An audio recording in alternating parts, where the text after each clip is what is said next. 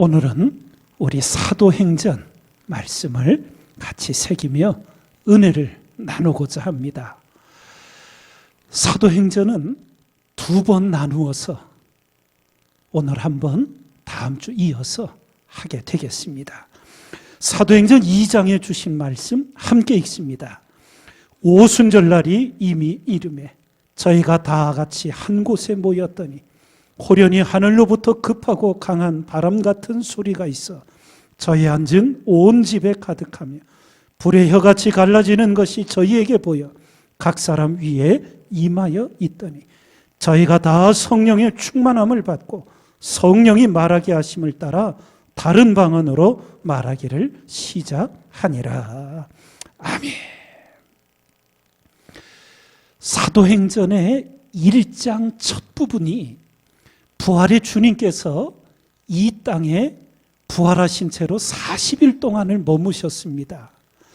40일 동안 계시면서 하나님 나라의 일을 다시금 가르치시고 이제 때가 되어 감람산에서 승천을 하시게 되는데 곧 직전에 주님이 승천 당시 주신 가장 중요한 두 가지 약속이 기록되어 있습니다. 그 첫 번째는 성령으로 세례를 받으리라는 성령 강림의 약속입니다. 사도행전 1장에 주신 말씀 함께 읽습니다. 사도와 같이 모이사 저희에게 분부하여 가라사대 예루살렘을 떠나지 말고 내게 들은 바 아버지의 약속하신 것을 기다리라.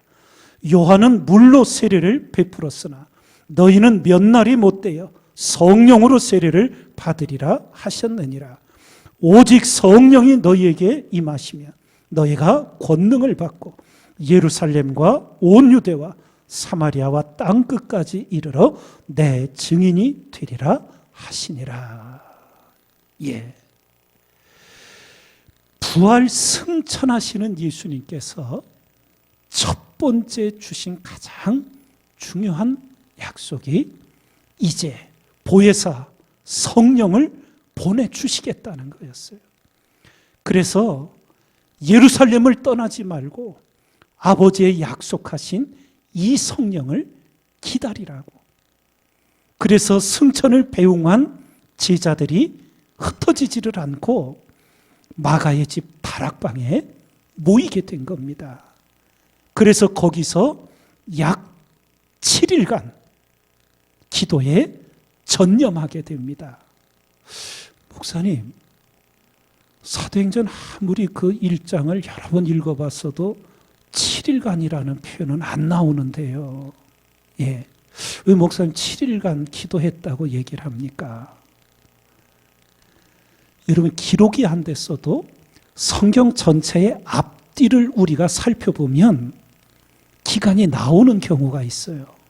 예. 어떻게 계산이 되느냐?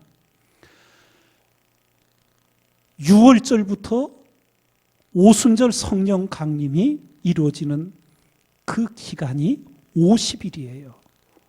오순절 50일째라는 절은 6월절부터 50일이 지난 날을 오순절이라고 부른 거예요. 맥주 감사절, 맥주절을 50일이 지났다고 6월절부터.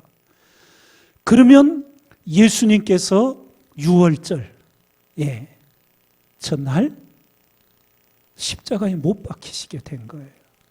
그리고 3일 만에 부활하시게 되지요. 부활하셔서 이 땅에 며칠 계셨다고요? 40일간 40일 계신 건 기록이 돼 있거든요. 그러니 앞뒤 좌우를 생각하니까 7일간 기도했다는 게 명기 안 돼 있지만 이게 약 일주일간 7일간 기도한 기간이 되는구나. 그렇게 우리가 살펴보아 알 수 있게 된 거예요. 예. 그렇게 해서 오순절이 당도하여 이제 성령 강림이 이루어지는 성령으로 세례를 받으리라는 주님의 약속이 성취가 되었어요. 그리고 또 가장 중요한 약속이 이 주님의 승천 당시에 주어집니다. 이 예수는 하늘로 가심을 본 그대로 오시리라. 주님의 재림에 대한 다시금 약속을 주는데 성경은 이렇게 기록되어 있어요. 이 말씀을 마치시고 이 앞에 성령 세례를 받으리라는 이 말씀을 마치시고 저희 보는 데서 올리워 가시니 구름이 저를 가리워 보이지 않게 하더라. 올라가실 때에 제자들이 자세히 하늘을 쳐다보고 있는데 흰옷 입은 두 사람이 저희 곁에 서서 가로되 갈릴리 사람들아 어찌하여 서서 하늘을 쳐다보느냐. 너희 가운데서 하늘로 올리우신 이 예수는 하늘로 가심을 본 그대로 오시리라 하였느니라. 성령 강림은 이루어졌어요. 그런데 주님의 재림은 아직 약속으로 남아 있어요. 예. 지금 그 성령 강림과 주님 오시는 그날까지 교회가 이제 주님의 재림을 준비하며 살아가고 있는 거예요. 그래서 이 모습을 새기며 우리가 성령 강림의 역사 어떻게 성취됐는가 살펴봅니다. 오순절이 이르기까지 마가의 다락방에서 부활 승천하신 주님 주신 그 약속을 부여잡고 예수님의 모친 마리아, 형제들, 또 제자들, 성도들 약 120여 명, 마가의 다락방에 모인 거예요. 그런데 우리가 복음서를 읽게 되면 이 성경, 신약 성경 전체를 통해서 예수님의 부활하신 이후에 부활하신 주님을 만나고 말씀을 들은 사람들이 약 500여 명 됐다는 걸 알고 있어요. 그런 감람산에 승천하시는 주님을 배웅하러 간 사람이 몇 명인지는 기록이 되어 있질 않아요. 과연 승천을 배웅했던 제자들, 주님의 성도들이 다 마가의 다락방에 갔을까? 한번 생각해 보게 되는 거예요. 성경은 약 120여 명이 되더라. 그래서 딱 120명이 아니라 약 120명이라는 것을 우리가 알 수 있게 되지요. 그 마가의 다락방에 모여서 성경을 보면 전혀 기도에 힘쓰니라 이렇게 기록이 되어 있지요. 그래서 집중적인 기도가 이루어지는데 약 7일이 지나 오순절날이 당도합니다. 그때 이제 성령이 강림하시는데 그때의 모습이 바로 오늘 읽은 본문 말씀의 기록이에요. 우리 다시 한번 읽겠습니다. 호련히 하늘로부터 급하고 강한 바람 같은 소리가 있어 저희 앉은 온 집에 가득하며 불의 혀같이 갈라지는 것이 저희에게 보여 각 사람 위에 임하여 있더니 저희가 다 성령의 충만함을 받고 성령이 말하게 하심을 따라 다른 방언으로 말하기를 시작하니라. 한 사람도 예외 없이 다 성령의 충만함을 받았다고. 오늘 이제 베드로를 통하여 하나님이 이방의 구원의 문을 열기 위해 이방인 백부장 고넬료를 사용하시는데 이 고넬료가 기도 중에 천사의 말을 듣고 사도 베드로를 청하여 말씀을 듣다가 그 말씀을 듣는 자리 거기에 고넬료가 일가 친지들, 가족들, 지인들을 초청을 했어요. 몇 명인지는 기록이 안 돼 있어요. 그런데 베드로가 전하는 말씀을 들을 때 성령이 그 말씀을 듣는 고넬료의 가족, 일가 친지, 지인들 다 이방인들이 성령을 받는 역사가 일어나요. 이게 사도행전의 성령의 충만함 받는 역사를 보면 모인 자들이 다 한 사람도 예외 없이 성령의 충만함을 받는 은혜를 입게 된 것을 알게 돼요. 그럼 우리가 한 걸음 더 나아가서 목사님, 제가 성령을 받은 사람인지 아닌지 어떻게 알 수 있어요? 물론 우리가 방언이 터지고 뭐 어떤 그런 증거들이 분명할 때는 의심을 안 하는데 어떤 때는 성령 받은 것 같기도 하고 어떤 때는 성령 못 받은 것 같기도 하고 네, 여러 가지 있을 수가 있는데요. 우리 믿음의 선진들이나 성령의 체험을 통해 신앙생활한 분들의 가르침을 볼 때 크게 두 가지로 점검을 해보시면 거의 정확해요. 첫 번째는 내가 하나님의 말씀을 아는데 이렇게 살으라고 하신 것을 아는데 내가 현실 속에서 그렇게 하질 못했어. 알면서 내가 현실 때문에 적당히 뭉개고 넘어갔어. 그런데 그것이 계속 내 마음속에 걸리는 거예요. 내 마음속에서 하나님의 말씀이 나를 계속 찔러대는 거예요. 그렇게 해서는 안 된다. 고쳐야 한다. 말씀으로 돌아가야. 내 마음속에 계속 찔림이 일어나는 거예요. 그것은 사람이 하는 게 아니라 하나님의 성령이 우리를 일깨우는 거예요. 잘못함에 대한, 거짓에 대한, 실수에 대한, 허물에 대한 지속적인 마음의 찔림이 있어요. 성령이 임한 자에게는. 그래서 그것을 회개하고 버리지 않고는 견딜 수가 없게 돼요. 밥을 먹어도 먹는 것 같지가 않고요. 잠을 자도 깊이 못 자요. 성령께서 계속 그 사람을 다루시는 거예요. 그 죄악을 토해내도록 누르시는 거예요.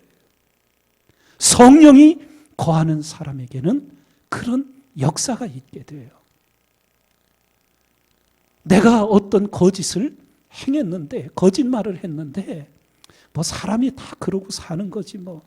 나도 속이고 나도 속고 뭐 그게 인생이지 뭐. 하나도 마음에 걸림이 없어. 또 필요한 시기가 되면 또 거짓말을 해. 아무런 마음에 찔림이 없어. 10년 전 여러분들의 방언이 터졌어도 지금 성령 여러분과 함께 계시지 않는 거예요. 하나님의 거룩한 영이 여러분과 제 심령과 삶 속에 거하고 계시다면 먼지 같은 죄악도 견딜 수가 없게 돼요. 그것을 회개하고 그것을 청산하지 않고는 아무것도 할 수가 없게 돼요. 뭘 해도 그것이 계속 성령께서 기억나게 하시고 그것을 토해내기 전까지는 성령께서 우리를 누르고 계시는 거예요.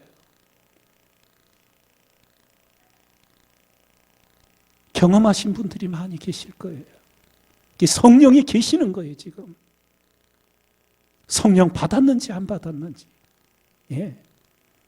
또 하나 여러분들이 점검하실 것은 성령이 함께 하시는 자에게는 하나님이 말씀하시는 것이 들려와요. 무슨 하나님이 뜬금없이 말하는 것이 아니라 내가 성경을 읽고 내 마음에 새겨진 말씀들이 어떤 삶의 자리에서 내 속에서 기억나게 하셔요. 어떤 것을 결정하게 될 때 하나님께 기도드렸더니 하나님께서 말씀을 내게 생각나게 하시는 거예요. 그래서 그 말씀을 따라 결정하게 되고 판단하게 되고 선택하게 되는 거예요. 하나님이 말씀하셔요. 그것이 들려와요. 예? 머리로 지나가는 바람 속에서도 그 바람을 통해서도 하나님이 나를 일깨우셔요. 내게 말씀하셔요. 영적으로 깨어있게 되는 거예요. 예. 그래서 여러분들의 삶 속에서 예. 내가 길을 가고 있는데 하나님께서 내가 그래서 되겠느냐? 그 길은 바른 길이 아니다. 하나님께서 나를 일깨우시는 거예요.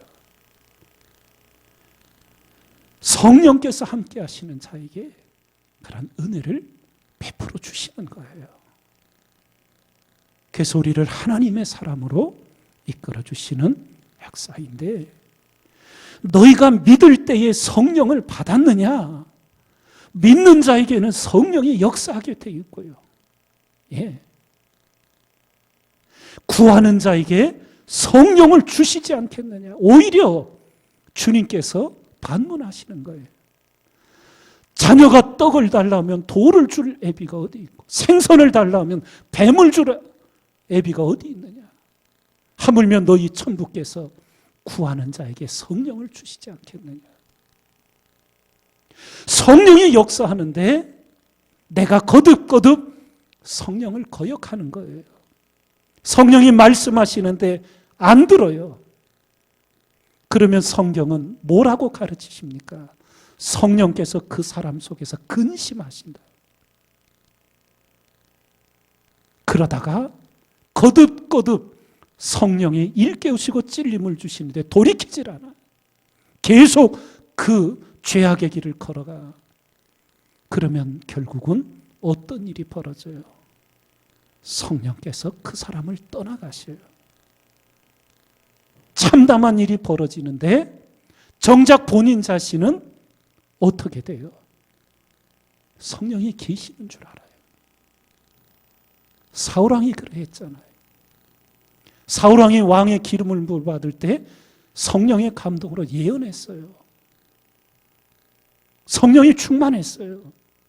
그러나 하나님의 말씀 거듭거듭 불순종할 때 성령이 그를 떠났지만 그는 성령 하나님이 자기와 함께하고 있는 줄 착각하고 있어요. 가장 영적으로 두려운 상태예요.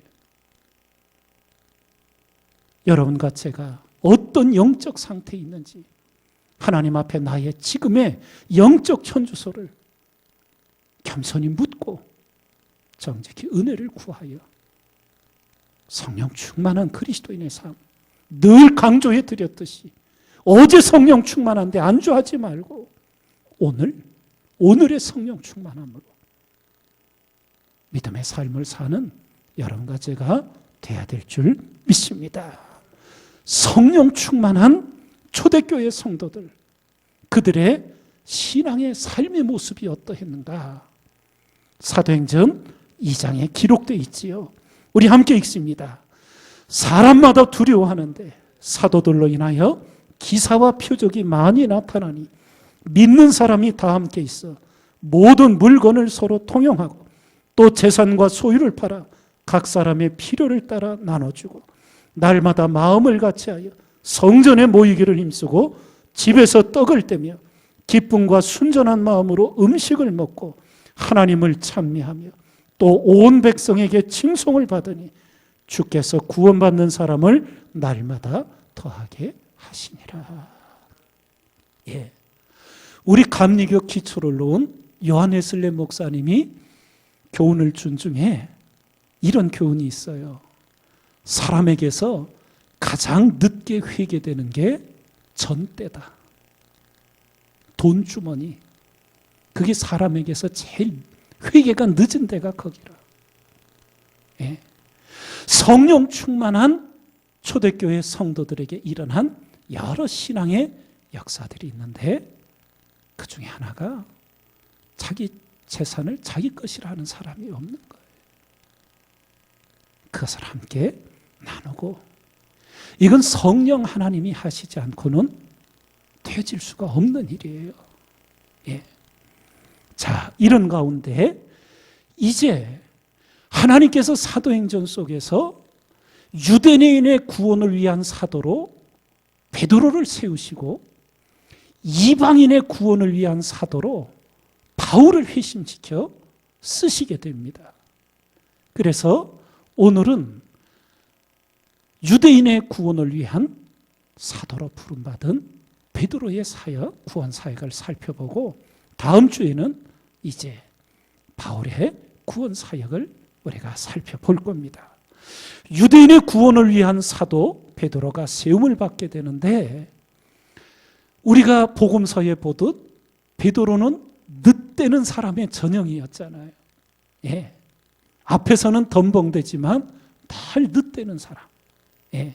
그래서 주님께서도 베드로를 가르치실 때 지금은 내가 나를 따라올 수 없으나 후에는 나를 따라오리라. 지금은 내가 깨닫지 못하나 후에는 깨달으리라. 예. 그 베드로 결정적인 순간 주님을 모른다고 3번이나 부인해요. 그런데 복음서를 잘 읽으면 마지막 3번째는 부인하고 부인하다 안 되니까 3번째는 예수님을 저주해요. 그걸 헬라어로 아나테마라는 용어가 쓰이는데 예수님을 저주하며 부인해요.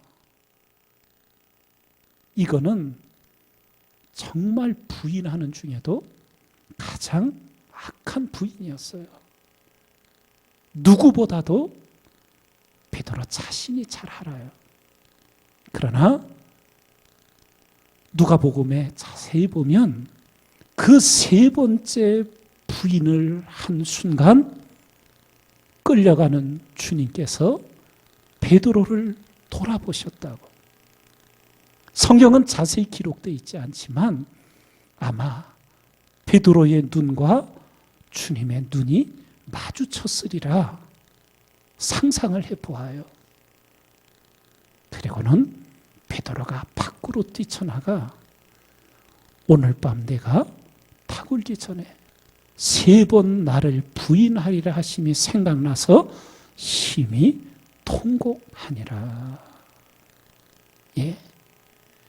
그 베드로가 오순절 마가다락방에서 함께 성령 충만함을 받고 전혀 다른 거듭난 사람이 되지요. 그래서 오순절 그 방언을 하는 사람들을 본 다른 유대인들이 술에 취했다라고 오해를 하자 베드로가 일어나서 하나님 말씀을 전하는 거예요. 우리가 술에 취한 것이 아니다. 요엘 선지자를 통하여 약속한 성령을 받은 것이다. 쭉 설명을 해갈 때 그날 성령 충만 받은 베드로의 설교를 들은 유대인 3,000명이 주께로 돌아오는 놀라운 역사가 일어나요. 그 과정 속에 우리 사도행전 2장에 주신 말씀 함께 읽습니다. 하나님이 가라사대 말세 내가 내 영으로 모든 육체에게 부어주리니 너희의 자녀들은 예언할 것이요 너희의 젊은이들은 환상을 보고 너희의 늙은이들은 꿈을 꾸리라. 그런즉 이스라엘 온 집이 정녕 알지니 너희가 십자가에 못 박은 이 예수를 하나님이 주와 그리스도가 되게 하셨느니라 하니라. 저희가 이 말을 듣고 마음에 찔려 베드로와 다른 사도들에게 물어가로되 형제들아 우리가 어찌할꼬 하거나 베드로가 가로되 너희가 회개하여 각각 예수 그리스도의 이름으로 세례를 받고 죄사함을 얻으라. 그리하면 성령을 선물로 받으리니 그 말을 받는 사람들은 세례를 받으며 이날의 제자의 수가 3,000이나 더하더라. 예. 그 베드로의 설교를 듣고 너희들이 메시아로 보낸 그 예수를 너희가 알지 못하여 십자가에 못 박아 죽였다. 그러자 유대인들이 두려움에 사로잡혀. 그래서 제자들을 향해 형제들아 우리가 어찌할꼬? 그때 베드로가 성령에 충만하여 너희가 회개하여 각각 예수 그리스도 이름으로 세례를 받고 죄사함을 얻으라. 그리하면 성령을 선물로 받으리니. 예, 말씀을 선포합니다. 놀라운 은혜의 역사가 이어지지요. 이렇게 초대교회가 성령의 역사로 진행을 하는데 좋은 일만 있었던 것이 아니에요. 은혜의 일만 있었던 것이 아니에요. 참담한 비극도 일어납니다. 교회 안에 어떤 비극? 아나니아와 삽비라 부부가 죽어나가는 비극이 일어나지요. 성령 하나님께 거짓말하다가 죽어나가지요. 베드로가 가로되 아나니아여 어찌하여 사단이 내 마음에 가득하여 내가 성령을 속이고 땅값 얼마를 감추었느냐. 땅이 그대로 있을 때에는 내 땅이 아니며 판후에도 내 임의로 할 수가 없더냐. 어찌하여 이 일을 내 마음에 두었느냐. 사람에게 거짓말한 것이 아니요 하나님께로다. 미루어 짐작을 해보면 아나니아와 삽비라도 초대교회 성도들과 함께 성령의 충만함을 받았을 것 같아요. 자기 재산을 정리하여 그렇게 하나님 앞에 드릴 수 있는 사람들이 쉬운 일이 아니잖아요. 뭐 그냥 뵈니까 쉬운 일 같아서 보이시네? 아니에요. 결코 쉽지 않은 일이에요. 예. 근데 아나니아 삽비라가 부부가 그 일을 행해요. 그런데 정리해서 다 드리려고 해보니까 우리가 한번 추정을 해보는 거예요. 자식들이 아직 결혼을 안 했고, 뭐 노후에 또 뭐 좀 우리도 좀 안정적으로 지내야 되지 않나. 여러 생각이 복잡했을 수 있을 거예요. 그래서 얼마를 떼고 드리자는 결론에 두 부부가 이르는 것 같아요.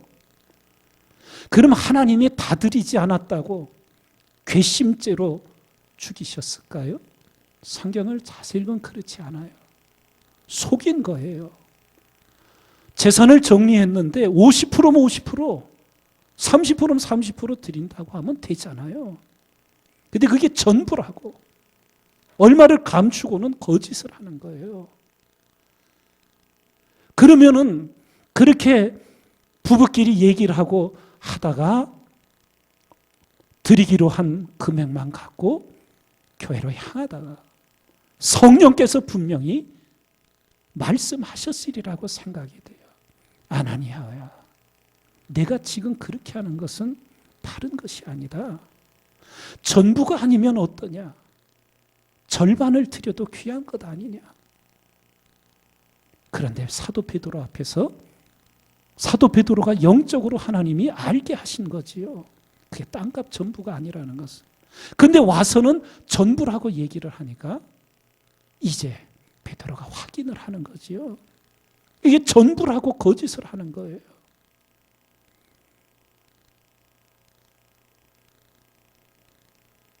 하나님이 살아 계시지요? 온 천지에 충만하시지요? 그런데 우리는 하나님이 안 계신 것 같이 말하고 행동하고 사람이 안 본다고 하나님이 안 보시는 것 같이 얼마나 많이 행동합니까? 하나님이 안중에 없어요. 하나님이 의식이 되질 않아요. 이게 정말 큰 문제 아니겠습니까? 예. 두려운 비극이. 예. 그래서 성경을 보면 아나니아 삽비라 부부의 죽음을 보고 초대교회 성도들이 하나님을 두려워하였다. 예. 하나님을 두려워함이 여러분과 저의 삶 속에 결코 없어서는 아니 될 줄 믿습니다.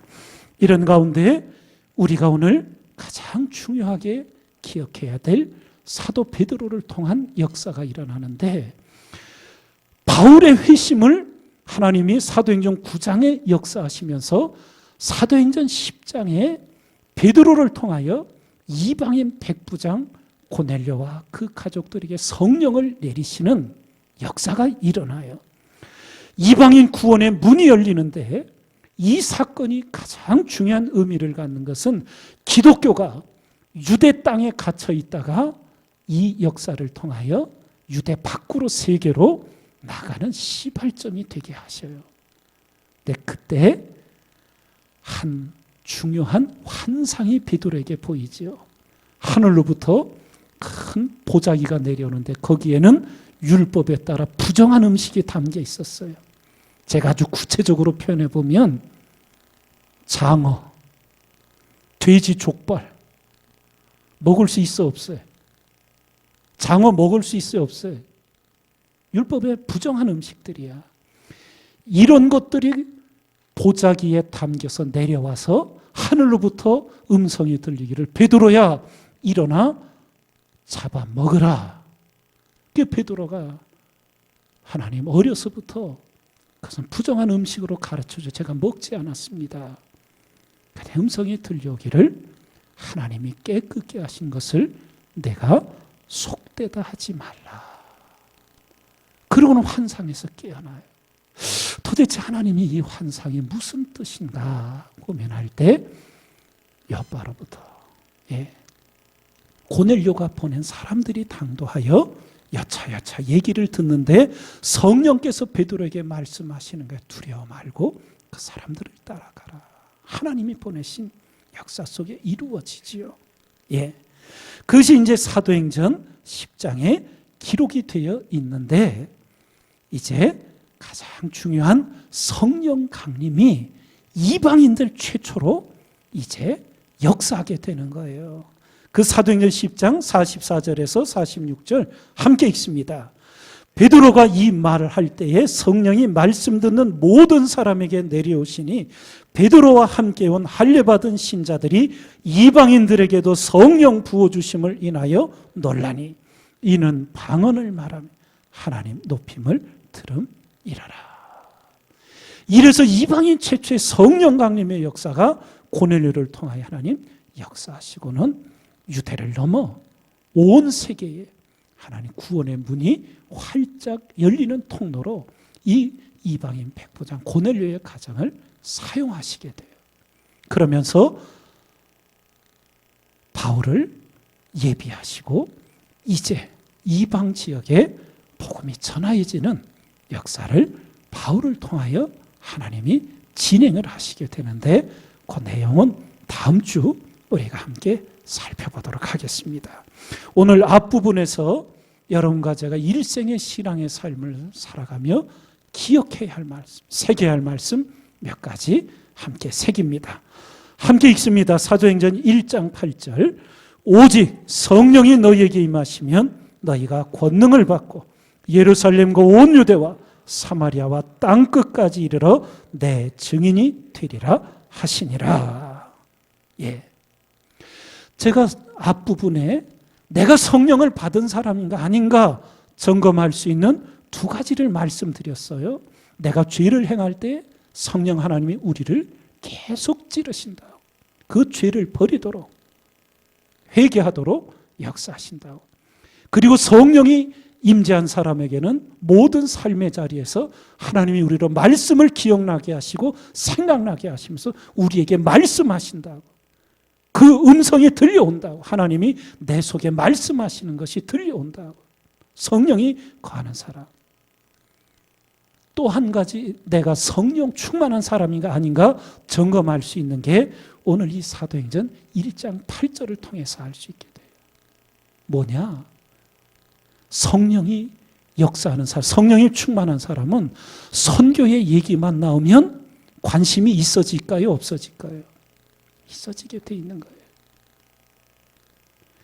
선교연금 하라 그러면 부담스럽고 왜 자꾸 그런 부담을 주나?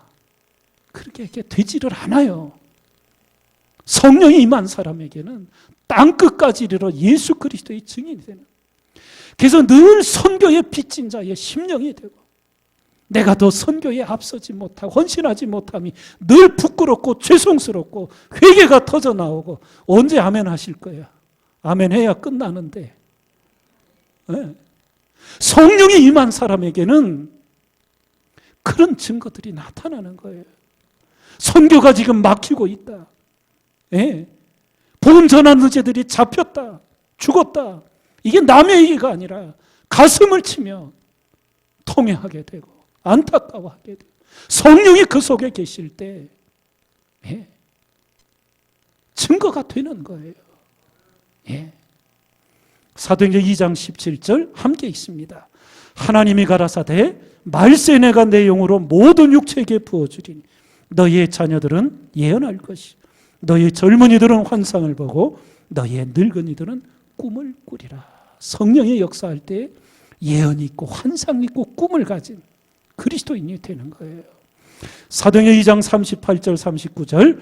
베드로가 가로되 너희가 회개하여 각각 예수 그리스도 이름으로 세례를 받고 죄사함을 얻으라. 그리하면 성령을 선물로 받으리니 이 약속은 너희와 너희 자녀와 모든 먼데 사람 곧 주 우리 하나님이 얼마든지 부르시는 자들에게 하신 것이라 하고, 마지막 사도행전 5장 42절. 저희가 날마다 성전에 있든지 집에 있든지 예수는 그리스도라 가르치기와 전도하기를 쉬지 아니하니라.